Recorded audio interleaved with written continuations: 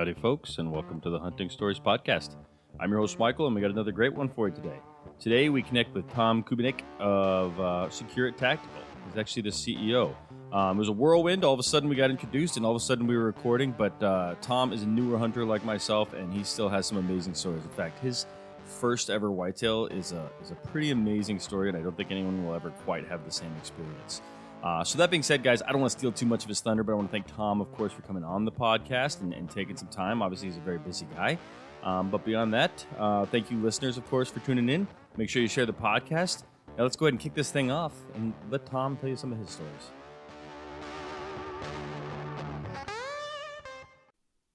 All right, Tom. Welcome to the Hunting Stories Podcast. How you doing?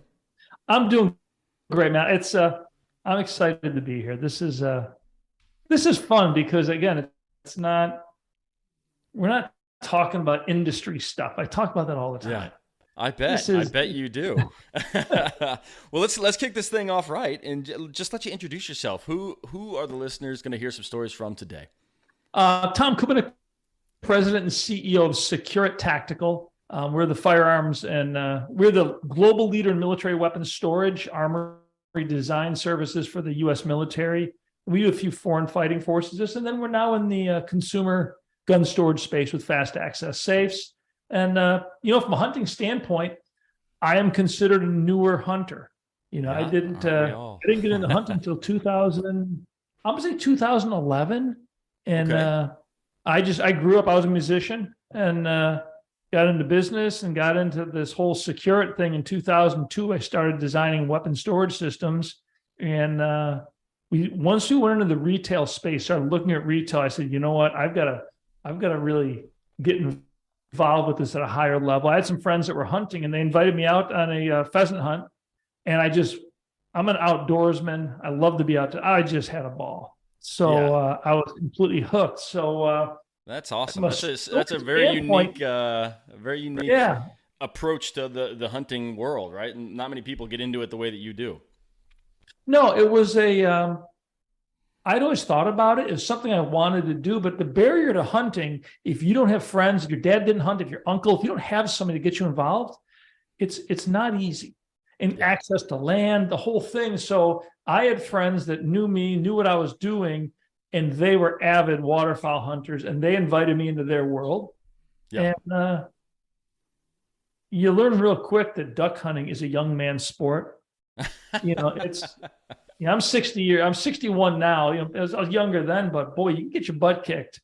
It's snowing, it's cold. I'm in waders. There's a lot of early morning work going on, getting everything out. But so story-wise, my first whitetail hunt. I'd been wanting to hunt deer, whitetail. We got a lot of them here.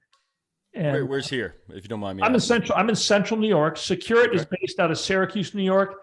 I live in a little town of Cazenovia, which is just the foothills of the Catskills. Beautiful, beautiful area, heavily wooded, lots rolling hills into small mountains. Nice. I've got a very good friend. One of my best friends from high school has a onion farm in Batavia, New York, which is near Buffalo, Rochester, the flat, the Great Lakes Basin, very flat land, but he's got a nice country house up on a hill with a lot of land in his farm. And he invited me out and said, Tom, why don't you come out? Let's go hunting. And he's an enthusiastic hunter, but he's not particularly experienced. And I'm going to come out and say he's not a very good hunter. but when you live on a farm, and you've got nuisance permits and you've got that, you don't necessarily need to be that good. Yeah, he's got the opportunity. That's exactly. What he's So I'm excited. I get all prepared to go out for the hunt, and I drive there. It's a 2.5 hour drive, and I'm pulling into his house. It's opening day is Saturday morning. This is Friday evening at about 5:30, and it's just getting dusk. It's still light up as it's starting to get dark, and he's in a long, winding driveway. So I'm driving up his driveway, and there's like 6 deer walking across the driveway right in front of me. I'm going like, oh, I guess hunting's pretty easy.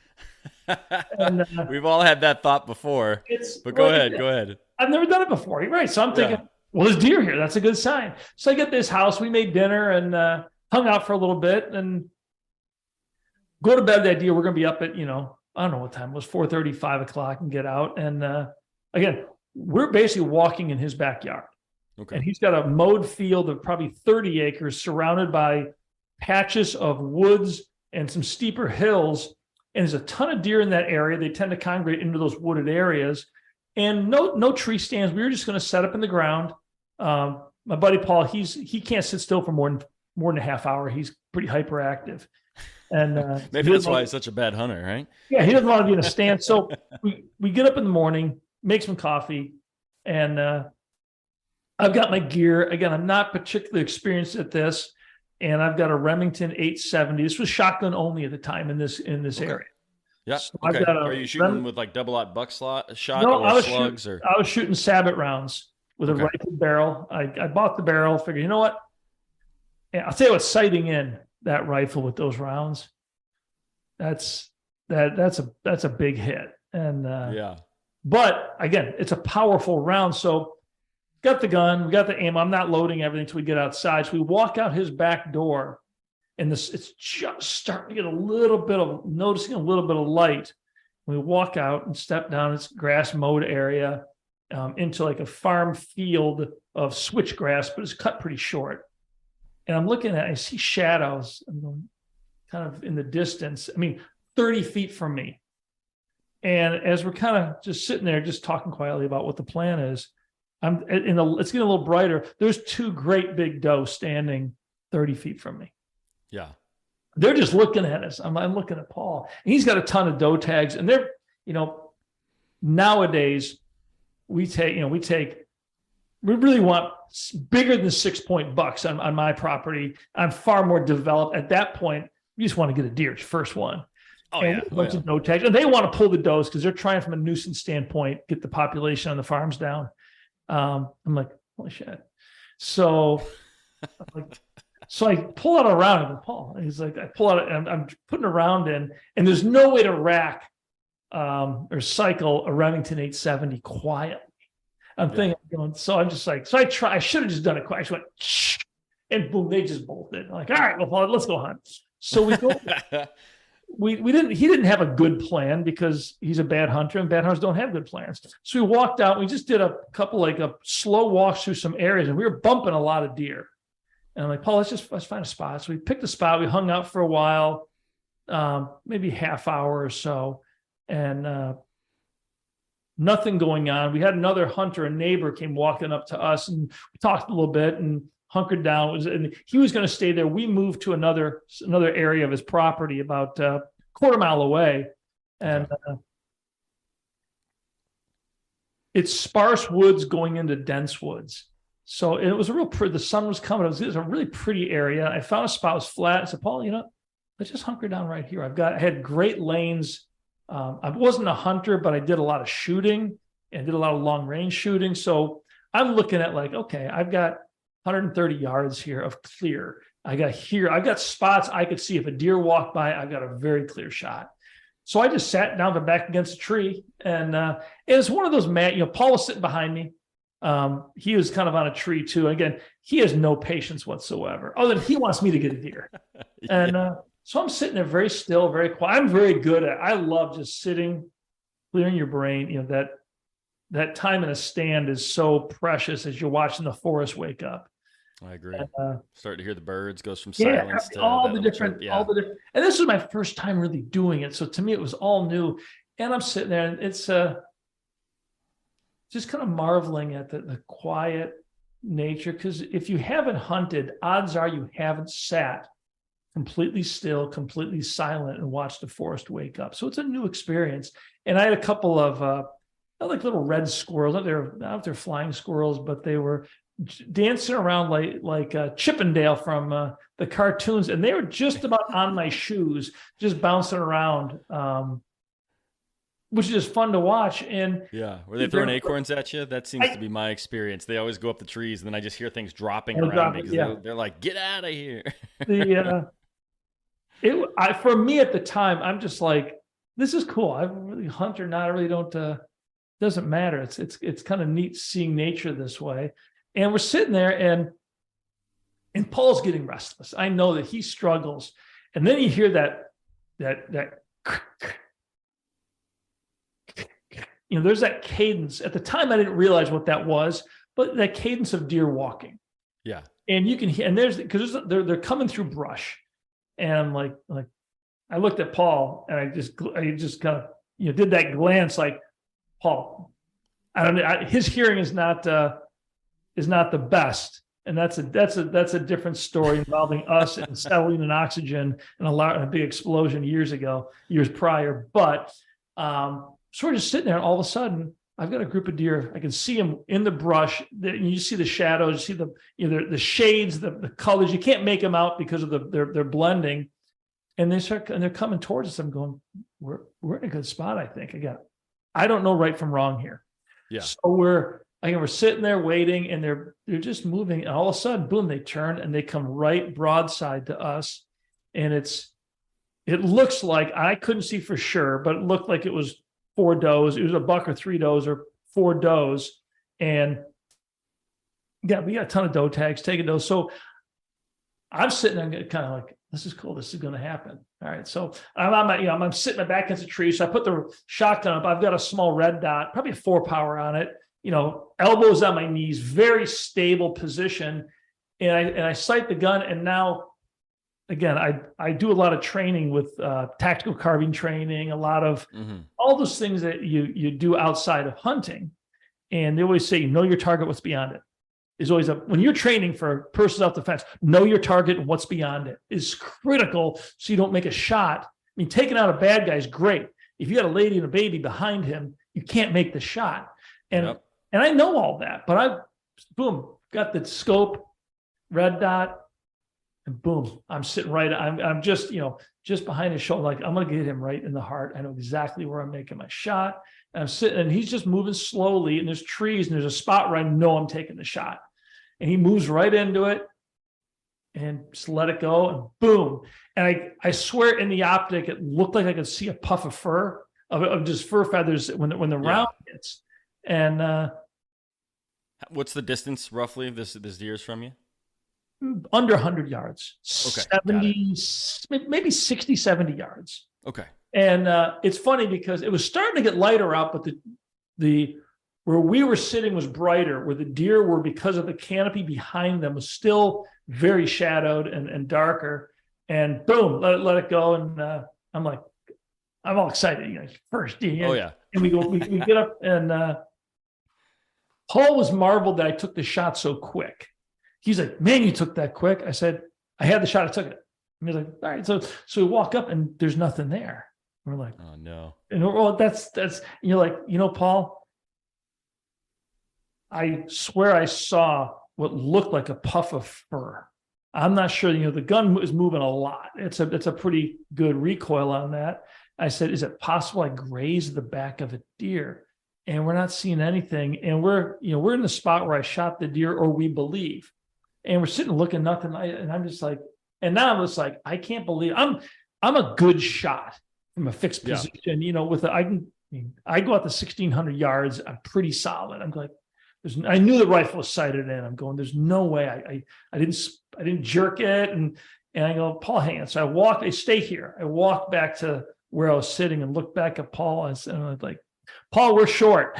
You got to walk back. You're 30 yards too close to us. And we walk back over, and boom, there's a blood trail, and there's a lot of it. And we're like, all right, so we got a deer. So right around the corner, boom, there's the deer, and it's down. And I'll tell you, those Sabot rounds, if you could have picked that deer up, you could have looked through it. It's a 1/2-inch hole straight through this thing. And it was it looked like he took about 6 steps. And when I processed the deer, it was right through the top of his heart. It was a good shot, and shut him right down. Nice, beautiful. And it was a buck? It was not. It was a doe. Oh, okay. But there was a buck involved. Uh-oh. So the round went through the doe, and I took another deer behind him. Oh, wow. The round went through, but here's what happened. Yeah, the second shot wasn't necessarily, I would say, a great shot, but I hit another deer.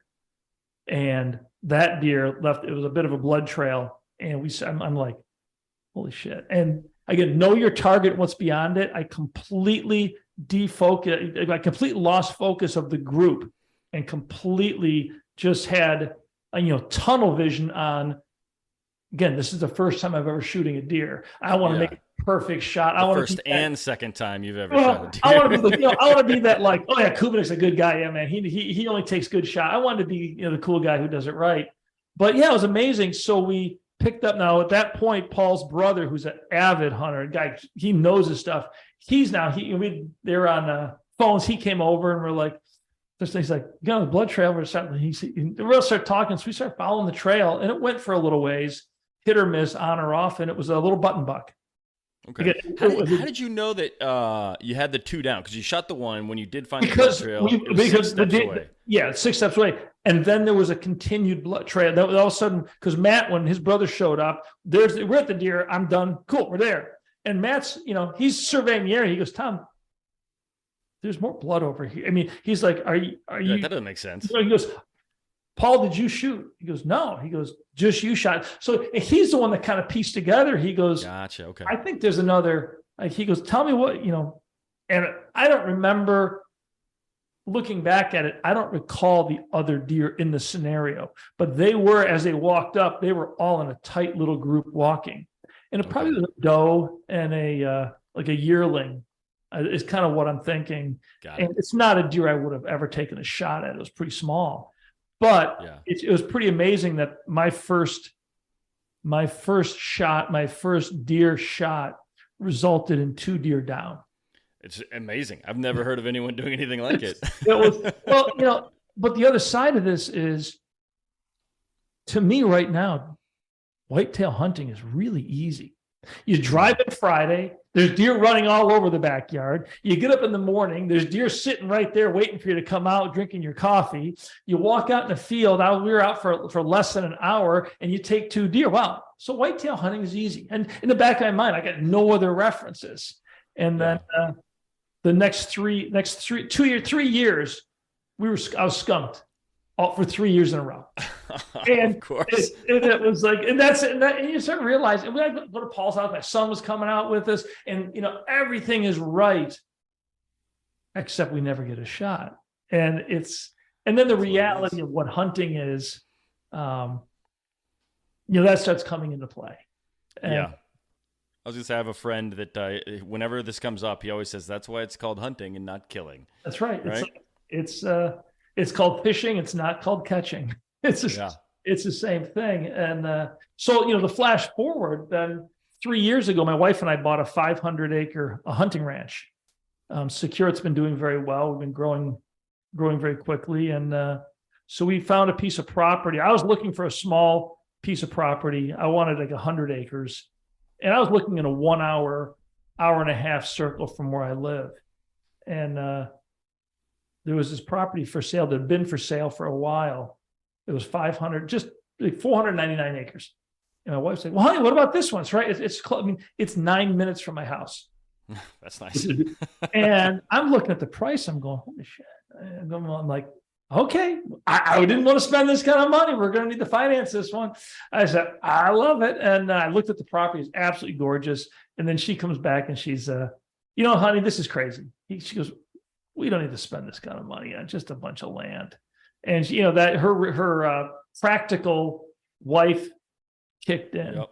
So I said, she got caught away with just shopping, and then realized, first off, she just convenience makes, oh, honey, just get that one. It's right in the backyard. I said, you know what, honey, I understand what you're saying makes sense. Why don't you come out? Let's just go for a walk. I want you just to see the land. So we came out. There's a fence gate that you come through the gate, and there's a couple within the 500 acres. There's a field that a local farmer hays, and an upper field that they hay. Each one's 40 acres. The other's maybe 45 acres. And there's a road that connects them. And we start walking up the road. And it initially starts off pretty steep, heavily wooded, into the first open field, cross that field into the next road, which is a spectacular forest you're walking by. It was logged many years ago, and the trees are spread out. So you've got a lot of visibility, very pretty. And up to the upper field, you've got a 100-mile view. I live on, it's called Cazenovia Lake. It's 12 miles away. But from that vantage point, you're looking down the lake 12 miles away, and then it drops off. And Syracuse is 1,000 feet below Caz Lake, another 25 miles. So, spectacular view. And then we walk back, got back in my truck and drove back home. That was on a Sunday. Monday morning, I'm in my office, and she woke up. I come in really early. I'm up usually at 4 or so, and she sent me a text around 8:30, and she said, "That's a walk I'll never forget. Let's talk about the land when you get home." And I was just like, "Oh yeah." So we moved quick, and it was good. They were about to break it up into small parcels because they just couldn't find a buyer for a piece of land that big, and we were able to keep it. And we've got it set up as a CHC conservation LLC, and we've got a lot of people who've come to us about doing various things, but we're going to keep it as a true preserve. I've got dairy farming on one side, thousands of acres of state land next to me. The way it's set up, we really we're boxed in properly, and it is a very rugged, a lot of terrain, mostly densely wooded. And it's a beautiful property. We close, I walk up, and this is another, the good side of hunting. And it's a hunting story, but it's not actually making a shot story. So my son and I go up, and we're right in escrow.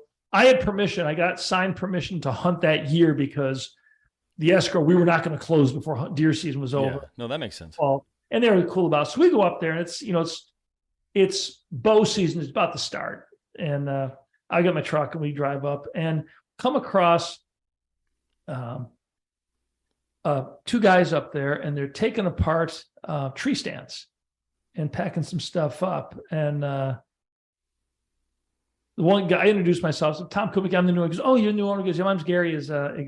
I've been managing the property for the owners it was 6 attorneys that owned it for their families to use for hiking, and they really weren't hunters, but they were all in their late 80s now. That's why they sold.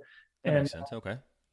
So Gary's like, I've been managing the property for almost 40 years. He's my age, he's about 62, 63. So since he's in his late 20s or so, he's been managing the hunting. He goes, he was a former Syracuse sheriff, and he allowed the police to come up and hunt, and he kind of managed it. He had probably 30 tree stands up. He was almost all of it was bow hunting. And I'm talking to him, and he's, you can see in his eyes, and he's taken down all these stands, and he's been doing this for 40 years. And I was buying the land, and he was packing his stuff up. And I said, "I tell you what, Gary, you know this land like the back of your hand, don't you?" He goes, "I've been doing this a long time." I said, "Tell you what, keep doing it." I said, "I don't know this land at all. So I own it, but would you be my partner? Teach me what you know. Help me develop the property, and you and I can work together to make this the best hunting property anywhere around." He was about in tears. He was so happy. I was going to say, was he crying and give you a big bear hug? Because you just made me want to give you a bear hug, Tom. That's amazing. It's one of those opportunities, though, yeah. Anybody will tell you, if you're buying land, talk to the people that have worked it, because every piece of property is unique. Every has nuances. And so he and I now have been, the last 2.5 years, have just been working together, and it's a great friendship. And building a property that big it's a daunting task. And I figured, we're going to get this thing set up. I'm going to come in with a trail and one of those big forestry heads on a skid steer, just blast out roads. The reality of life is, I got 3 redneck blinds. I got one I didn't even put up yet. I've had it. It's in a box for over a year. I've got 2 more fixed blinds that I haven't. They're still in boxes, because the reality is, you run. I mean, I spend a lot of time up there, but I do more fun stuff than I do work stuff, maybe. Yeah, no, that makes sense. I've actually been looking at land recently. My wife and I own property in Texas and Colorado right now, but can't hunt either one of them. Oh, really? Just not. They're homes on an acre or something like that. So nothing too crazy. Lots of deer in our Texas property. I could walk out the door right now and probably see 10 deer, because no one's hunting them here. Right. So they're everywhere. But we're looking into maybe selling one of our properties, and if we did that, I was very likely going to be purchasing maybe 50 to 100 acres out here in Texas, because. Why not, right? The Texas hunting I've heard it can be epic. It's very good hunting. Yeah, and Where in my Texas grandpa are you? always said, I'm in New Braunfels, which is in between San Antonio and Austin, if you're familiar. I'm looking a little bit more west because I want to make sure I do get a couple exotics because I'm not a whitetail hunter, never have claimed to be. I've been whitetail hunting once. You can see him over my shoulder right there. There you go. I want to get more involved in it, but like aoudad intrigue me. I've been axis deer hunting a couple times. They're beautiful animals. Like I want to get involved with that kind of stuff. But yeah, like my grandpa always said, they're not making more dirt. So you got to buy land when you can. So I see an opportunity, and who knows? Maybe here in the future, I'll have a spot of my own, and I'll reach out to you about some management questions. Well, my wife and I are both of the mindset real estate is real. Like I can't imagine buying a cryptocurrency. You're buying something that doesn't even exist. And I'm just like, and the other side, if you're buying something for retirement or for investment, you can buy stocks and bonds, but you can't go play with them. Yeah. You investing in real estate, okay, you might not get this crazy return every year, but what's the value of, in the summer, I'm up every morning at 4, I'm on a tractor or I'm on a skid steer and I'm working land almost every morning. You can't, that's there's so much more value in that than any sense of money. But the thing that I've really come with hunting, and I didn't realize the kind of how it is. I've got a lot of friends that don't appreciate this because I've got these redneck blinds. The backstory, this one a little bit. A friend of mine, enthusiastic guy, calls him, Tom, I got a deal. We're getting a truckload of redneck blinds. He goes, you gotta have these blinds. He's seen the property. He has 100-acre property and a 500-acre property. Avid, his family, they're 100. He goes, but he's just this guy. You gotta have these things.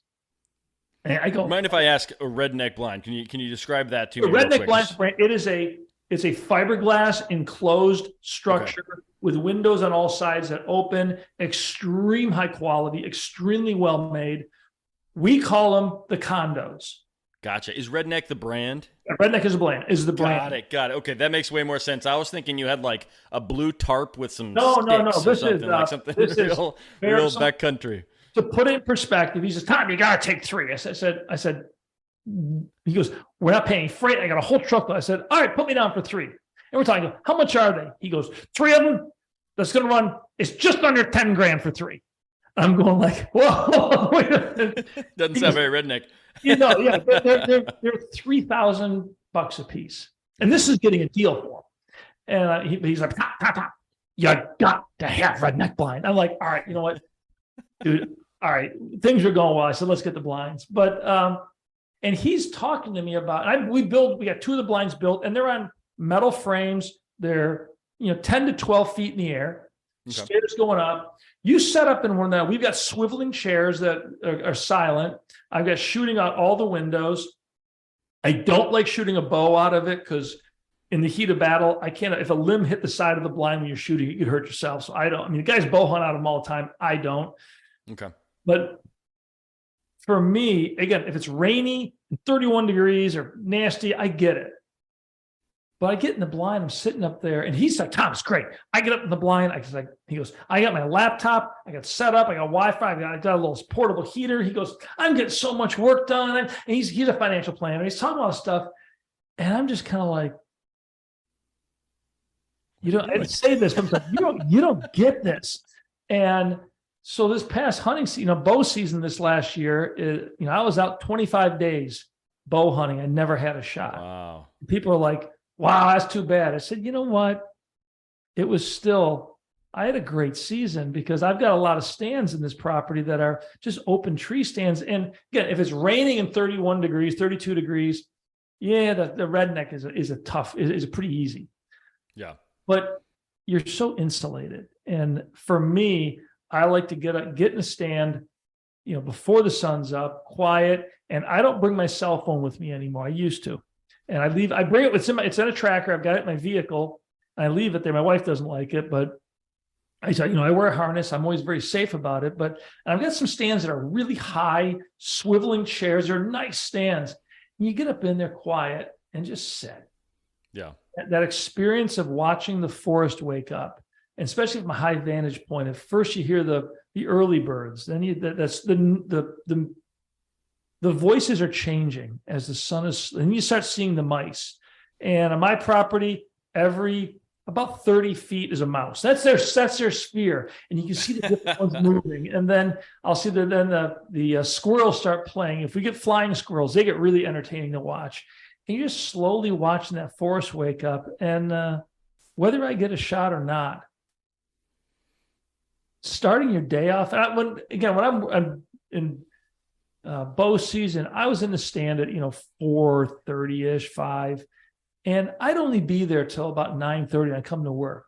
Basically, again, if you're there all day, you're probably got much better opportunity. But for me, just going from that dark to light transition, if I get a shot, I shot some great video this year of 2 4-point bucks right underneath me sparring. And that's super cool. Yeah, they just slowly walked away from me. And they weren't fighting hard. They were just, you could tell they were just, it was like that Rudolph the Red-Nosed Reindeer TV show with the young kids, and they were just lightly trying to figure it out. Yeah. And I was out another morning, and it was starting to get light out. Those first times the sun's coming up, and you're looking, and you think you see, is that a deer? Is that the biggest deer I've ever seen? No, it's a tree trunk, and your eyes are playing tricks on you. Well, all of a sudden, I just hear this just commotion in the woods. And it sounds like, 2 linebackers just running through the woods. I'm going, holy shit, what is it? I'm thinking, is this a bear? What? And it's a buck. I can't see the buck, but I can hear it's got to be a buck and a couple of does, and they're playing chase. And the doe moved pretty gracefully through woods.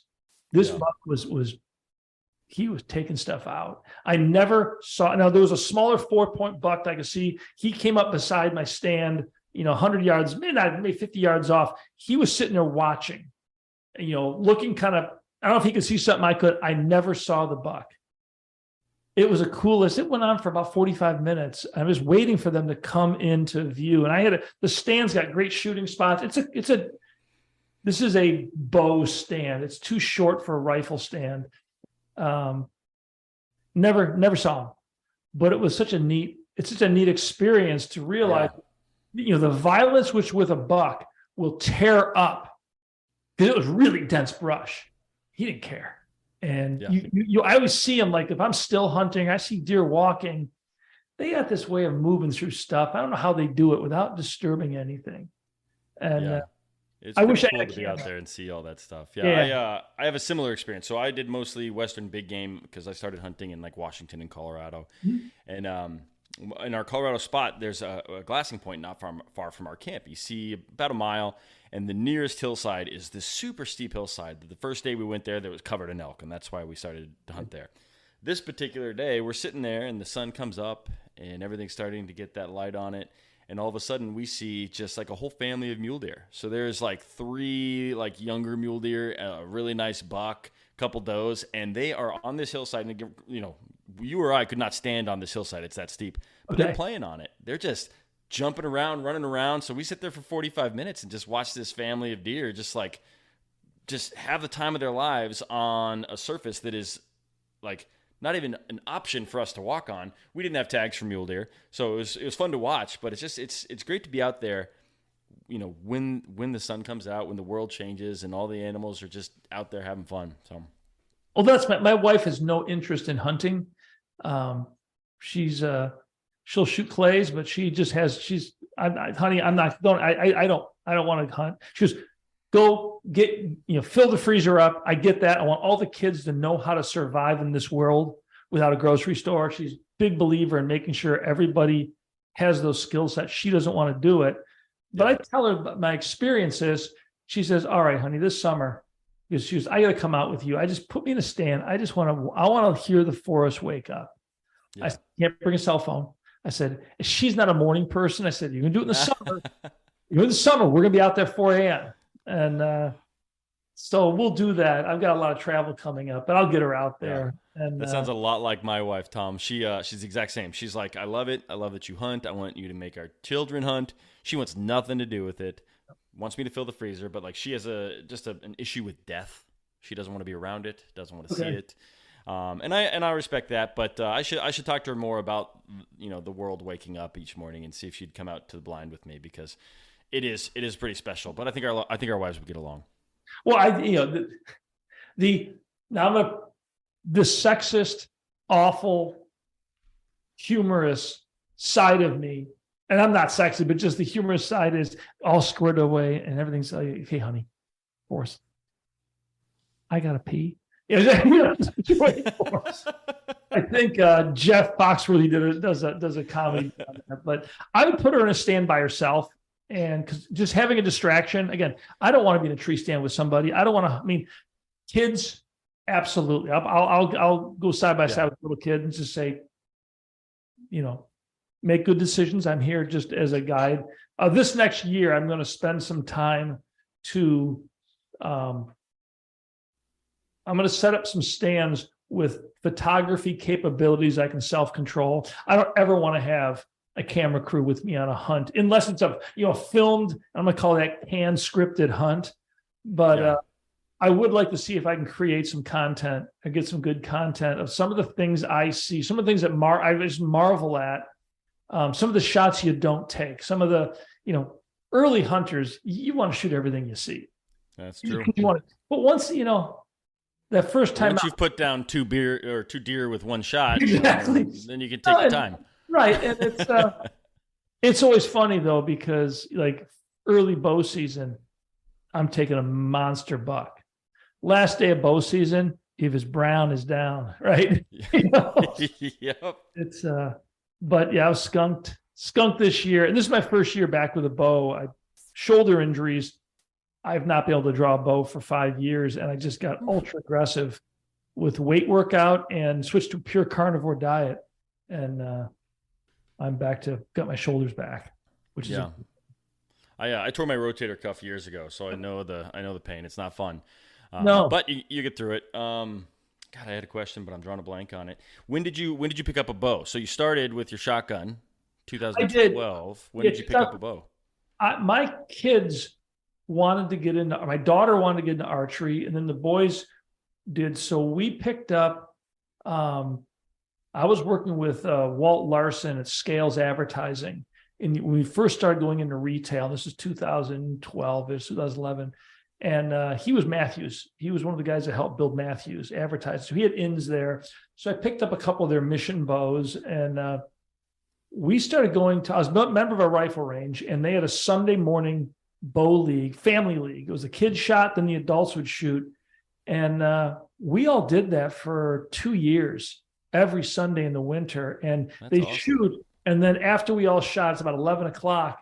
They would have a stew competition for all the hunters that had game at. So everybody would bring in. So, at that point, I'm not really a hunter yet. I've done waterfowl. I've never been out. So I didn't have any game but nobody cared. They just said, you go around, there's like 8 different stews, and they always bring in these huge pots. Yeah. And we'd all basically just chow down on everybody's best stew they could make. And that's amazing. It was great. It was great Sundays. And that was, we did that for several years. And then my first time bow hunt, I did my bow hunter safety course 3 years ago. But it was about 5 years ago, I lost the ability. I could not draw my bow anymore. And my shoulders were getting so bad. And I had shoulders, elbows, wrists. I had a lot of inflammation issues, turned into a lot of health issues, getting fairly significant. And my doctors got me on more and more, tests. I've had a bunch of biopsies. I've had, MRIs, computer, MRI, then a computer guided device doing, targeting cancer cells or they can't figure out what's wrong with me because my liver's failing, my PSA's through the roof. I've got inflammation, joint pain, all this crap's going on. And my blood pressure spiked way up, and they keep looking at all these different medications they're putting me on. And which I don't like doing any of that. So I started doing my own research, and I went pure carnivore July 20th of last year. Was it a year or 2 years ago? And my wife freaked out. All, red meat and water, nothing else. Yeah. And within a week, 10 days, I started feeling better. 90 days in, I had my blood work done, and I had my annual checkup, and he was my doctor was a health guy, he's a runner. He was floored. Because he's like I said, how's it look? He goes, looks really good. I go, what do the liver enzymes look like? He goes, they're dead nuts. I go, all right, what's that PSA? He goes, PSA of 4 is really high. Mine was 6, down from 13. So it's trending down. I'm going through all the numbers. He goes, I go, and I'm saying, I said, I'm off of everything except there's a blood pressure medicine I was still taking. He's like, I said, I'm pure carnivore. He looks at me like, I says, all I'm eating is red meat and water. And he's like, well, he goes, Tom, he goes, you want to incorporate some vegetables? And I said, why? They were killing me. And he's just looking at me. I go, let me ask you a question, Doc. And we've got a good relationship. I said, how many guys do you treat who are 61 years old that have blood work as good as that is right there? I took a chance, just threw out there. He said, good point. So it was that was a game changer for me. And I went into an aggressive workout routine and got my shoulders back.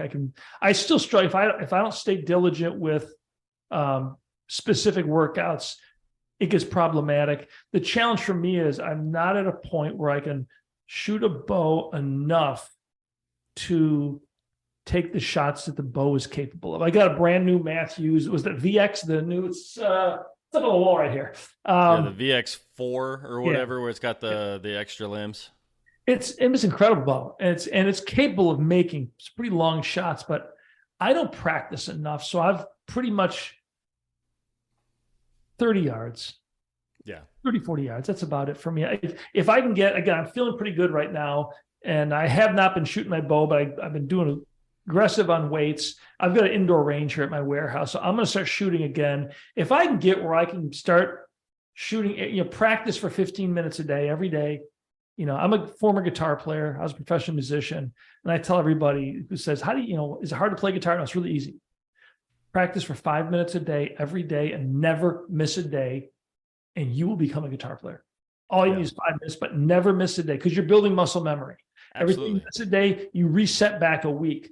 Same thing with a bow. If you shoot a bow for 10, 15 minutes every day for 30, 40, 50 days, you're building that muscle memory of all those trigger points, all those set point, everything, the mechanics. And once the mechanics are second nature, now you can focus on just a couple of things. Absolutely. Breathing. And even if you can't get 5 minutes in, just shoot an arrow a day. Just make sure you do it every day. And it's the like least you can do. If you're going to hunt with a bow, you're going to point, these razor sharp sticks at an animal. The least you can do is be lethal with it. No, I was hunting with a crossbow previous year, Okay. And I didn't have a shot with it, but you can make a shot with a crossbow. I mean, I'm a rifle shooter. So for me, it's the critical thing with the crossbow is having a rangefinder. Yeah. And I took a shot at a doe. It was late bow season with my crossbow. I fired right over his back. I'm just like, holy cow. I said, I'm going, I didn't jerk the shot. I was relaxed. My heart rate was not, I don't get like all jacked up at a shot. I do a lot of long range shooting. I'm pretty good at just staying calm and in that moment. And tried to find the arrow. I couldn't find it, but I went out there and got my rangefinder, and I thought the deer was 35, 40 yards. Shot my rangefinder is 19 yards. But in the lighting and the trees and all the stuff, again, I hadn't pre-shot those distances. I just went up to hunt, and it was one of my first times hunting. I learned valuable lessons about. I talked to Gary, the guy who runs land. He's like, Tom, what I do is I've got these little tiny yellow ribbons. He just ties ribbons on bushes of his known distances. So he said, look, he goes, as we get older, our eyes get bad. Give yourself the distances. And that's smart. That's a good lessons learned. Again, I'm my own worst enemy. We all are. We're all just learning this hunting game. Even the people who've done it their entire lives still make mistakes. So we got to give credit to us new guys that are just making the mistakes ourselves, making all of the mistakes ourselves, not just some new ones. But Tom, I know I only had you for a limited amount of time. I'm not going to turn you away if you want to keep telling stories, but we are running out of time here. The only thing I'm going to tell quick is if people haven't been out pheasant hunting, I encourage everybody to find a way to do it. And that's my first foray into hunting was pheasant hunting, and getting out in high switchgrass when there's still frost at the top of the grass and the sun's coming up and you got great guide dogs. The lighting it's like being in a Disney movie. Yeah, I've never done it. That's actually high on my list is to go pheasant hunting. So it is some of the most spectacular hunting I've done is in Vermont in the mountains with great. We're on a preserve. It's a guided hunt and just spectacular. And that's awesome. Every aspect of it is so much fun. I get great photographs of it. Well, thank you very much. It was great to get on and it was great to have you on. I guarantee, I can almost guarantee I'll never hear somebody shooting 2 deer at one time again. So that was a very unique story, especially the first time they ever went hunting for deer. So that's amazing. Tom, thank you so much. I don't know if you want to share any, your Instagram, company's Instagram, website, whatever. We are, if people want to learn more about us, we're secureitgunstorage.com. You Google Secure It, secure in the word it. We're all over social media, and we do things differently. We bring 23 years of designing and building military armories, all that experience into a line of products for consumers that are all high security, fast access, high performance storage solutions. Not your traditional gun safe. We don't do anything like gun safes. What we do is quite different, but it's it's going well. Good to hear. Well, I'll make sure to put a link in the show notes so anyone listening wants to follow up on you guys and reach out. It'll be an easy find for them. So, Tom, thank you again. I appreciate it. I know we snuck this in. I think you're going, abroad for a month or something like that. So thank you. Traveling all over Asia. I got to go. Yeah, I'm going to be in. I've got a big project with the Marine Corps in Okinawa, so I'm going to be out in Japan, and I'll be in Vietnam. And very cool. Yeah, got a lot of stops. Oh, that's fun. That's cool. All right. Well, thank you again, Tom. I appreciate you. All right. Thanks a lot. Yep. All right, guys. That's it. Another couple stories in the books. Tom, thank you, of course, for coming on this podcast. Couldn't have done it without you. And again, amazing stories, especially that whitetail story where he puts 2 down with the first shot he's ever fired at a whitetail. So crazy stuff. But Tom, thank you again. I really do appreciate it, especially with your busy schedule. Check out Secure It, guys. I put links to everything that you need to know in the show notes. So just go ahead and click in there and check out what they're doing, and check out Tom's Instagram as well. But beyond that, guys, make sure you share the podcast. We're trying to grow this thing. We're trying to get more listeners calling in or reaching out to tell us some of their stories. So share it with whoever you can, and we'll keep growing, and we'll keep telling great stories. So that's it, guys. Thanks again for tuning in. Now go out there and make some stories of your own.